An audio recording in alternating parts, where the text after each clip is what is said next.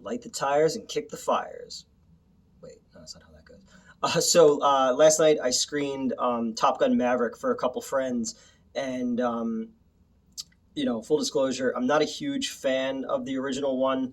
It came out around that very pro-America Reagan era time period. A lot of patriotism and machismo going on in that movie. Directed by Tony Scott, Ridley Scott's brother. The follow up is 30 something years later, directed by the guy who made Oblivion, which is actually a really good movie. Tom Cruise is a little fucking weirdo, but goddamn, he knows how to make a fucking movie. Doing all the motorcycle shit and the airplane shit himself. This movie has been delayed a ton of times. It kind of became a joke after a while because when I first saw the trailer, I was like, "Why? What are we? Why are we doing this?" Dirty Dancing, Havana Nights, fucking Dumb and Dumber. Like, why are we doing this so far after the point? I thought it kind of missed. It was going to totally miss the mark, but goddamn, I was wrong. Tom Cruise was adamant about this not going to streaming, and I'm so fucking happy that it didn't because this movie is amazing. Like, it's so much better than the original one. I'm a bigger fan of Dirty Dancing, the first movie, than Top Gun, the first movie. But this is way better than the sequel.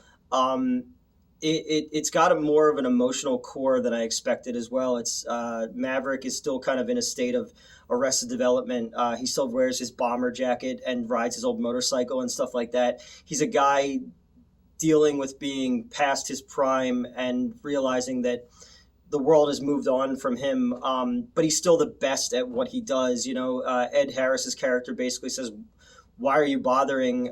Because eventually drones are going to take this all over anyway.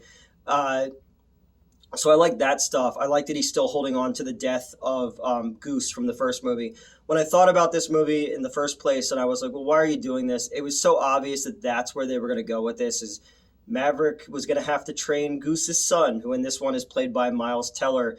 And you expect those beats, and then I expected also like a ton of referential content from the first movie, and it really doesn't do that at all. And when it does it, it's to ring an emotional bell on it, which I thought was really fantastic. The stuff with Val Kilmer is handled as well as it can be handled. It's actually kind of sad to see him in that state. Val Kilmer was kind of a tool to a lot of people, but you never want to see someone suffering like that. And then the stuff with Miles Teller, when you get into the story of it all, what I liked about this one compared to the first movie is the mission kind of only comes up in the last few minutes of the first movie, whereas this one, it's integral to the plot. It's what brings Maverick back to Top Gun, where there's not Russia is enriching uranium at a factory and they need to take it out. It's basically a suicide mission. The whole course of this film is the course that they have to fly, that he has to train this other group of brash kind of, again, machismo, bravado, very 80s style, characters that they've been told they're the best their entire lives. And now how do you make them a team and make them work together and make them like learn when they think they've learned everything that there is? And what I liked about this movie is it feels like a natural continuation of the first one. I haven't seen the first movie since 2003, but it used to be on constantly when I was a kid. In 2003, Kenny Loggins, who sang the Danger Zone song, which is the first thing you hear in this. Actually, that like kind of bell sound and the Top Gun theme is incredible the way it's used in this movie. It's a good theme anyway, but it's used very well in this movie. But in 2003, the high school that I went to built a brand new performing arts center, like after I had graduated, and they brought Kenny Loggins in. And a friend of mine and I were like, "Oh, we're totally going to fucking see Kenny Loggins," one of the forefathers of yacht rock. He didn't play a single song from Top Gun, Caddyshack, or fucking Footloose. And I'm like, look, not to besmirch the dude, but that's like going to see Ray Parker Jr. and him not fucking playing Ghostbusters, who you going to call? So, that was that. And then Bernadette Peters was there as well. And I'm a big musical theater fan, so I went to go see her, and she was fantastic. But that has nothing to do with Top Gun. So I hadn't seen this movie the first movie in a long time. I had the video game. I couldn't fucking land the plane on the carrier. And it's kind of funny that the movie ends sort of like that too, where he has to land it. And I was like, oh god, it's like the NES game. There was also a Top Gun 2, and when I was a kid, because there's also a Goonies 2, and when I was a kid on Nintendo, I thought that they were the games for a sequel to a movie I didn't know existed, and I used to ask all the time, like, about Goonies 2, and the guy at the video store would be like, it doesn't fucking exist, you little idiot. So yeah, Maverick is called in to train this new group, and one of which being Miles Teller, who plays Rooster, who's Goose's son from the first movie, and Maverick lives with a lot of doubt and pain still that he can't let go of what happened. And it wasn't his fault, but he believes that it's his fault. And 4 years ago, before this movie starts, he had pulled Goose's son's papers to make sure that he didn't go into the academy the way he did, because he couldn't lose him the way that he had lost his father. So stuff like that was really well done. And again, with the references to the other movie, there's a scene where Miles Teller sits down at the piano and he's playing Great Balls of Fire, and Tom Cruise had just gotten kicked out of the bar, and he's outside looking through the window, and he's having flashbacks of, him and Goose doing it in the first movie. And just watching it was like really sad, and not what I expected at all from this movie. It's just this guy who's trapped in his mistakes from the past, and I know a little bit about that. I live with it every fucking day. So that stuff, and then him having to build this team up, and all the jet stuff is fucking incredible. Like, that's why the thing about this movie, why I'm so happy that it came to theaters, is this is the kind of movie that reminds you why you go to the movies. See this on the biggest fucking screen you can with the best sound that you possibly can, because it's exciting, and that's something you don't get from movies very often. And again, yes, this is a sequel to an IP that was very popular in the 1980s, Jerry Bruckheimer movie. Lady Gaga's song in this movie sucks. It ain't no Take My Breath Away. But all the stuff with the jets is incredible, and so much of it was shot practically. And like when he talks about what that kind of speed does to your body, it's really intense. And all of the training stuff was like, I was excited while watching it, and like you like these characters, and you want you want these characters to make it through this mission. And then when Tom Cruise is doing the run himself to show that it can be done, because John Hamm is like the stern disciplinarian guy in every 80s movie that's always against like the brash character like Maverick is. And when he's doing it, like that run through it, when his body's like shifting and all that, it's fucking intense. And again, one of those things where you lose yourself in a movie and you forget, like, oh yeah, it's not a Marvel movie, it's not a Star Wars movie, it's not this or that. It's a story that you could become engrossed in. And I'm really, like, I keep saying it, but I'm really happy this came to theaters, and I really recommend you check it out in a theater on the biggest screen that you can. We don't have IMAX here. I'd love to see it in IMAX though. And the score and all of it is just intense and really, really cool. And there's a ticking clock element in it. And then Jennifer Connelly shows up, and she's kind of his love interest in this one, Penny. And it's the first time that Tom Cruise has had like a love interest in a movie that's like age appropriate.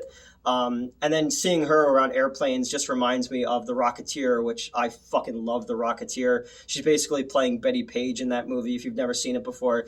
Rocketeer and Career Opportunities. She is the most ravishing woman I've ever seen in those movies. It's like Jennifer Connelly and Monica Bellucci are like two of the most beautiful creatures who've ever lived on this planet, and then Anne Margaret as well is on there, like 60s Anne Margaret when she was in the Elvis movies. Holy cow.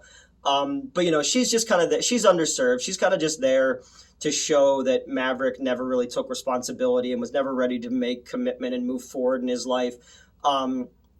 And she just drops a lot of expository dialogue on him to kind of motivate him towards things. And then you have when he meets up with Iceman, who's Val Kilmer's character has kind of gotten him out of trouble all these years and kept him on the straight and narrow in the Navy and all this kind of stuff. And and the Air Force and all that, But, he obviously has throat cancer now and he can't speak. So he's typing everything, and Tom Cruise is carrying the scene, obviously, but the weight between the two of them is like really, really cool and really powerful to see them again, because you're like, oh yeah, these characters have a history post that first movie. They've had all of these stories past that. And I thought they handled his scene absolutely perfectly, and they handled the action scenes extremely well. When you get to like the actual mission, again, there's a little Star Wars: The New Hope in it as well. You'll know when you see it. We kept saying lines from Star Wars while we were watching that scene. And because you're so invested in the movie at this point and these characters, that when you get to the next part, which could be a little sillier, it kind of felt a little bit like the ending of Stripes. Um, a lesser movie, that third act twist would have made you go, "Oh, all right." But when you have Goose or Rooster and Maverick working together in not Russia and having to steal, spoiler alert, having to steal a fucking decommissioned enemy plane off of a runway that's been bombed to get out of there and get back to their base. It was really well done. And the dogfight stuff was incredible. Again, so much of this being practical, and having characters who you actually care about, and a well shot, well paced, not overly CGI, not a lot of flights of fancy. Flight, it's a pun I did for you. I really, really dug this movie. Again, it's one of those things like that. The Northman. There's been a good year for movies for the most part. Doctor Strange, I liked the Sam Raimi parts of it, but like The Northman was fantastic. Unbearable Weight of Massive Talent, X, stuff like that I've seen this year. Like, it's been a shit year so far, but movies have been pretty good, So I hope that this makes a bunch of money, and then we don't make another fucking Top Gun movie. But I'm just saying, like, make more movies that will make people want to go to the movie theater. Because I haven't been running these places for 20 something fucking years and falling in love with movies and waxing poetic about movies, even like exploitation movies and all this kind of stuff, is if there isn't something fucking magical about sitting in a darkened theater with a bunch of strangers and everyone experiencing something, and everybody could watch the same thing and get their own thing from it. And a movie that you love, I might fucking hate. I met somebody whose favorite movie is Joanna Man. Like, whatever, let your fucking freak flag fly. But seeing something like this on the big screen, and some of the movies I've seen this year remind me that, like, there's still a lot of magic left in movies. The other night I watched Star Trek, the motion picture, by myself. It was a Fathom event. And we had it in the projector for a couple more hours, and nobody wanted to come watch it with me. And I've seen that movie 100 times. Star Trek, the slow motion picture. I think it was Red Letter Media who said you could put it on, leave, go get your tires changed, do your laundry, come back, you didn't miss anything. But like, I was taken aback by how much I love old Trek, obviously. The interpersonal connection between those characters, the world that it built, that it was plotting, and it had something to say, and it wasn't just trying to be action exploitation. But, watching the scene where Spock cries, I hadn't seen that in so long. And again, in the Conan the Barbarian review I did with Farpoint Toys, which will be coming out eventually, I talk about Star Trek II a lot, and what it means to me now as a 40-year-old man compared to what it meant to me when I was young and seeing it for the first time. But just sitting there the other night and like forgetting that I had seen this movie so many fucking times, and just being like moved by that scene. And yes, it's Leonard Nimoy is gone. Leonard Nimoy was a hero of mine. I grew up loving Star Trek, and watching Tom Cruise still doing what he's doing, like, he might be the last great movie star, and watching him get older and watching this story of 30 something years later, this guy, it hit me differently. And that's great, when you can walk away from a big fucking jet fighter movie and get something emotional out of it. I really can't recommend this movie enough. Again, it ends like the fucking video game, which I thought was fantastic. Try to land it with the Power Glove. It's impossible. I'm never able to land that fucking plane. I think I still have that game and the second game somewhere in a shoebox. I have Afterburner as well. Really like Afterburner. There's actually an Afterburner arcade cabinet in Allentown, PA, where our studio is, our Schlock and All studio. And I was up there playing that the last time we were filming because we had a lunch break, and I was like, I want to go play Afterburner, This movie's great. It's really really fucking good. I can't sing its praises enough. I know I'm babbling and rambling on about stuff, but the characters are great. It's everything is shot in those wide shots, and you have the sunsets and the magic hour stuff, and it feels like a continuation of the first movie. And it made me want to go back and watch the first movie again because I haven't seen it since 2003, but and it doesn't rely so much on you having to have as intimate knowledge of the first movie. It gives you everything you need to know, and then just runs with this story of Maverick, and everybody's good in it. Ed Harris is good in it. John Hamm is good in it. There's some good new characters. You have everybody has their call signs. You're gonna love Bob. I love Bob in the movie. Hangman is a dick, but he's the kind of '80s dick that you can get behind. Pull that quote. It's an '80s dick I can get behind. But yeah, so Top Gun Maverick, 100% say go check it out. It's so nice to have fucking movies in the movie theater again that are magical. And I know that's a weird thing to say, but there's still something so fucking fantastic about sitting in a movie theater and being sent somewhere else, and having experiences and I don't know. I can't explain it. It's just, but again, all we're going to get is a lot, another Jurassic Park movie and another, Thor. Okay. I like Taika Waititi. But I don't know. I would love more stories like this of just fucking cool, grounded, even not grounded because they're in the fucking air, action scenes, mature stories. That's the biggest thing too. Is just give me mature stories and not everything just being a CGI diarrhea on screen. Yeah, man, Tom Cruise, fucking, and he runs weird in every movie he's in. You had to get that scene in here too, where he runs twice.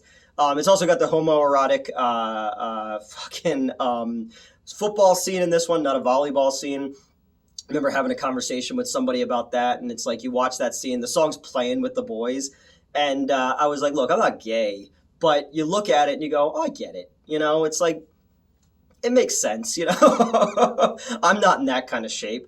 It's I don't eat hot dogs, but you go to a baseball game and you see a hot dog and you go, oh, yeah, looks pretty good. I'll have that. I don't know what I'm talking about. But yeah, Top Gun 2, Top Gun Maverick, not Top Gun 2.